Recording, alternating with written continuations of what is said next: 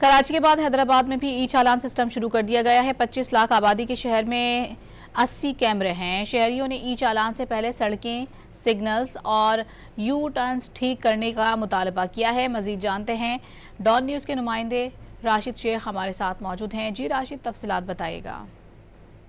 बिल्कुल जो है कराची के बाद सिंध के दूसरे बड़े शहर हैदराबाद में जो है ई चालान का जो है वो ऐलान कर दिया गया है। हम इस वक्त ऑटो भान पे मौजूद हैं। यहाँ पर अभी तक सिंगल ही सिस्टम नहीं लगाए गए हैं। हैदराबाद के पूरे शहर में अब तक सिर्फ गुल सेंटर पे जो है उनका सिंगल सिस्टम फ़ाल है, जबकि सेफ सिटी के मौके पर लगाए गए 80 कैमरा हैं, उन्हें ही जो है वो इस्तेमाल करके ई चालान के लिए इस्तेमाल करने का बताया गया है। शहरियों से बात हुई है तो उनका यही कहना है कि हैदराबाद की जो आबादी 25 लाख आबादी है और यहाँ पर ट्रैफिक का दबाव कुछ ज़्यादा ही है।